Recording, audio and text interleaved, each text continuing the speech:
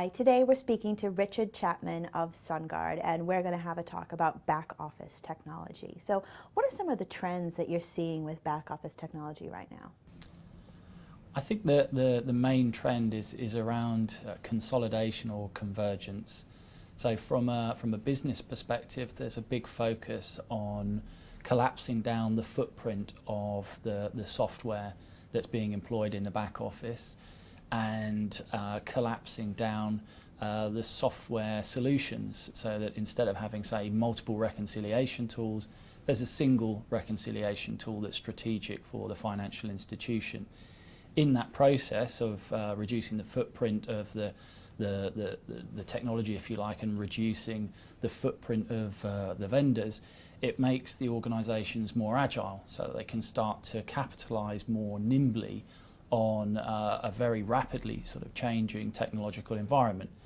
In the prior years, financial institutions, you could say, were very slow when adopting technology into their back office. Very quick in the front office where it's immediately presented out to the world, but the back office, it was very slow for many reasons, largely very disparate systems, very widely spread. Now, as those converge and consolidate, it allows the banks and financial institutions to be more agile. I think in support of that as well, technology is converging. So we've seen huge and very rapid adoption of consumer-based and leisure technology, iPads and so forth, that are prevalent now, but not so big in the office world. Now, with things like Windows 8 and the technology and hardware that's coming behind that, we're seeing a convergence of leisure and consumer-based functionality and sexiness, if you like, with the traditional professional depth of office-based software and technology. What exactly is driving this increased focus on improving the reconciliation process? I think there are three factors that are driving this focus. The first and probably the most apparent is regulation. So a large part of many of the regulations that have been unfolded over the last couple of years, things like Dodd-Frank and Basel III and so forth, have required a greater level of transparency in operational processes or a greater level of control points and audit points in operational processes. And reconciliation is a very good way of capturing those control points, and it's a very good way of delivering transparency across an entire operational process. The second aspect is cost reduction. So margins and return on equity is under significant pressure for financial institutions, and one very obvious way to improve those is to look to cut operational costs. And of course, automation equals a reduction in operational costs. Automating reconciliation processes, matching processes, and system validation processes can provide a significant cost reduction and at the same time improve customer service or improve reputation for financial institutions. So that could be a very key part of an operational cost reduction program. The third and final part, and perhaps a little less tangible than the other two, would be a change in the mind shift of the banks themselves, where I think they're taking it upon themselves to introduce their own internal controls, audit points and transparency, not only in satisfaction of specific regulation, but across the board.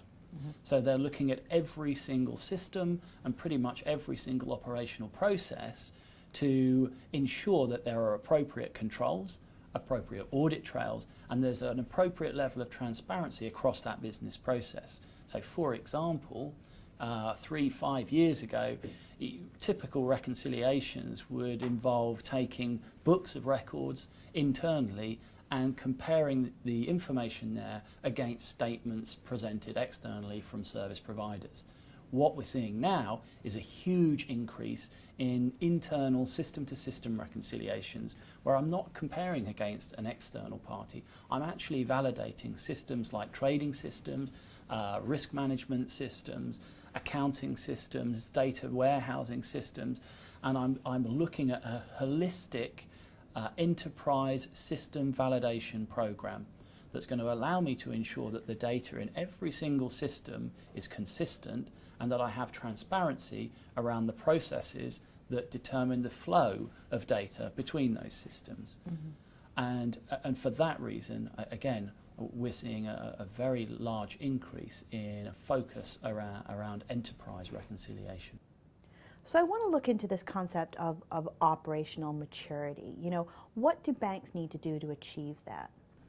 For operational maturity, it's really defining a process to reach a stage where a bank or financial institution can satisfactorily or beyond manage the growth of the operational processes, whether that's expanding into new regions, whether it's supporting new asset classes or services, or simply just an increase in volumes, along with creating a strategy for consolidation or centralizing their operational structures and processes onto single platforms, single solutions with best practice, and at the same time determining and executing an optimization strategy that means that the cost effectiveness and the risk mitigation strategies that they have in place today continue to remain and be optimal over time, and also allow for better forecastability of change in the future. So if you're aware that you're going to